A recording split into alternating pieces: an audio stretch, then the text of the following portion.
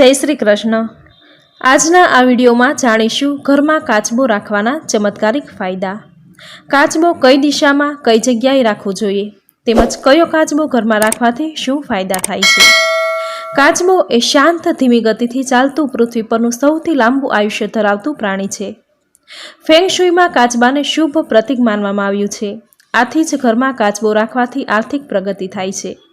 ઘરમાં સકારાત્મક ઉર્જા ફેલાય છે જે રોગ નકારાત્મક ઉર્જાને ઘરથી દૂર રાખે છે। ઘરના વ્યક્તિનું સ્વાસ્થ્ય સારું રહે છે તથા વાસ્તુ દોષ દૂર કરી ઘરમાં સુખ સમૃદ્ધિ લાવે છે। કાચબાને ઘરમાં રાખવાથી સફળતા સાથે સંપત્તિમાં વધારો થશે। કાચબાની સ્થાપના કરવા માટે શ્રેષ્ઠ દિશા ઉત્તર દિશા છે। ઉત્તર દિશાને સંપત્તિની દિશા માનવામાં આવે છે। કાચબો કોઈ પણ ધાતુ, કાચ, માટી, સ્ફટિક અથવા કાષ્ટ એટલે કે લાકડામાંથી બનેલો કોઈ પણ કાચબો ઘરમાં રાખી શકાય। કાચબો ઘરમાં રાખ્યા પછી ખાસ એ વાત ધ્યાનમાં રાખવી કે કાચબાને ક્યારેય સૂકો ન રાખવો। કાચબાને હંમેશા પાણીમાં જ રાખવો જોઈએ। કાચબો જેમ પાણી પીશે તેમ ઘરની નકારાત્મકતા દૂર થશે। આથી રોજ કાચબાને પાણી જરૂર રેડવું। બીજી વાત એ ધ્યાનમાં રાખવી કે કાચબાનું મુખ ઘરની પ્રવેશદ્વારની બહાર રહે એ રીતે ન રાખવું, અંદરની તરફ રહે એ રીતે રાખવું। ત્રીજી વાત એ ધ્યાનમાં રાખવી, કાચબાને ક્યારેય પણ રસોડામાં કે બેડરૂમમાં ન રાખવો। જ્યાં મંદિર રાખતા હોય તે રૂમ અથવા તો બેઠક રૂમમાં રાખવો। તો આ હતા કાચબાને કયા સ્થાને કઈ દિશામાં રાખવો તે માહિતી। હવે જોઈએ કયા ધાતુનો કાચબો ઘરમાં રાખવાથી કયા લાભ પ્રાપ્ત થાય છે। ઘરમાં આર્થિક તંગી ખૂબ જ આવી રહી છે। મહેનત કરવા છતાં પણ ધન પ્રાપ્ત નથી થતું। ધંધા વ્યવસાયમાં નુકસાન ખૂબ જ વધી રહ્યું છે। તો એ માટે ક્રિસ્ટલનો કાચબો રાખવો ખૂબ જ ફાયદાકારક છે। ક્રિસ્ટલનો કાચબો ઘરમાં શુભતા પ્રદાન કરે છે। ઘરની તમામ નેગેટિવ ઉર્જા શોષી લે છે।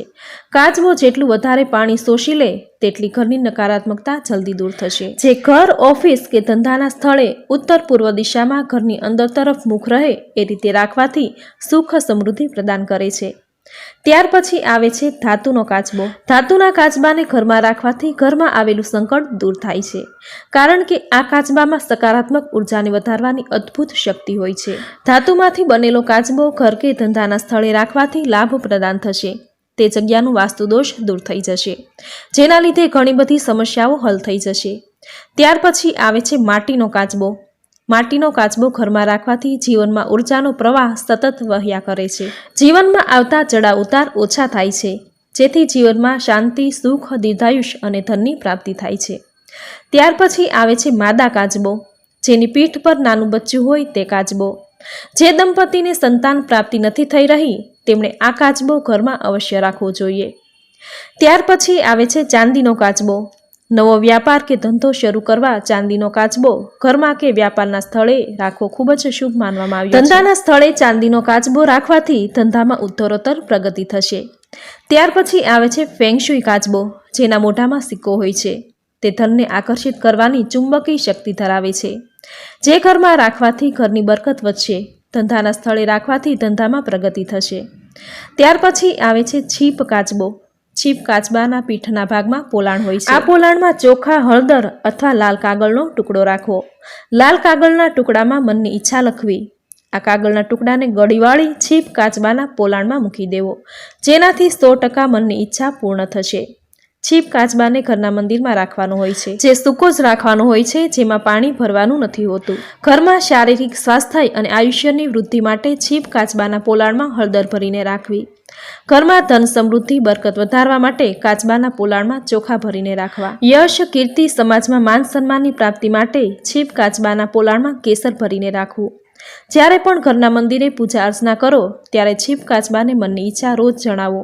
ઈચ્છા પૂર્ણ થયે આ કાચબો વહેતા જળમાં પધરાવી દેવો। છીપ કાચબો અત્યંત પ્રભાવશાળી હોવાથી દરેક સમસ્યા દૂર થશે, મનની ઈચ્છા પૂર્ણ થશે। ત્યાર પછી આવે છે લાંબી ડોકવાળો કાચબો, જે ઘરમાં રાખવાથી એકાગ્રતા વધે છે। જે ઘરના બાળકો અભ્યાસ કરે છે તે ઘરમાં લાંબી ડોકવાળો કાચબો રાખવાથી અભ્યાસમાં એકાગ્રતા વધશે, ઘરનું વાતાવરણ શાંત રહેશે। તો આ રીતે કાચબો આપણા જીવનમાં સુખ, શાંતિ, સમૃદ્ધિ લાવે છે। હિન્દુ પંચાંગ અનુસાર પૂર્ણિમાના દિવસે ભગવાન વિષ્ણુએ કુર્મ અવતાર લીધો હતો, એટલે કે કાચબાનો અવતાર લીધો હતો। આથી જ્યારે પણ કાચબાની ખરીદી કરો ત્યારે પૂર્ણિમાના દિવસે કરવી અતિ ફળદાયી રહેશે। પૂર્ણિમાના દિવસે સવારે કાચબો ખરીદી બપોરના સમય સુધી કાચા દૂધમાં ડુબાડી રાખવો। ત્યારબાદ બપોરના 12 થી 1 વાગ્યાના સમયગાળામાં દૂધમાંથી બહાર કાઢી શુદ્ધ જળથી સ્નાન કરાવી ત્રાંબાનું, પિત્તળનું અથવા કાચના વાસણમાં પાણી ભરી કાચબાને સ્થાપિત કરવું.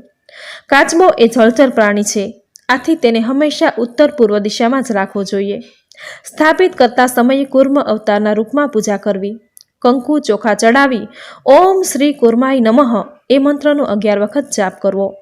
કાચબો ઘરની અંદર આવતો હોય એ રીતે સ્થાપિત કરવો, જેનાથી ઘરમાં મા લક્ષ્મી આવીને સ્થિર સ્થાયી થશે. તો ખૂબ જ શુભ ફળ આપતા કાચબાની સ્થાપના ઘરમાં ધંધા વ્યવસાયના સ્થળે કરવાથી તે ચમત્કારિક ફળ પ્રદાન કરે છે. ઘરમાં કે ધંધાના સ્થળે આવતી તમામ નેગેટિવ ઉર્જાને તે શોષી લે છે, સકારાત્મક ઉર્જા ફેલાવે છે, ઘરના તમામ વાસ્તુ દોષ દૂર કરે છે.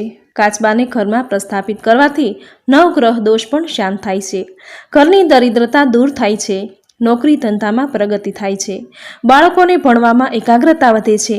જે ઘરમાં સંતાન નથી તે ઘરમાં સંતાન પ્રાપ્તિ થાય છે. કોઈ પણ સમસ્યામાંથી મુક્તિ અપાવતા કાચબાને તમે ઘરમાં જરૂર સ્થાપિત કરજો.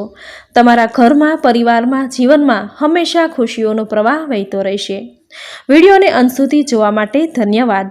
આજનો આ વિડીયો તમને સાંભળવો જરૂર ગમ્યો હશે તો વિડીયોને લાઇક કરી કોમેન્ટમાં જય કુર્મદેવ, જય મા લક્ષ્મી જરૂર લખજો.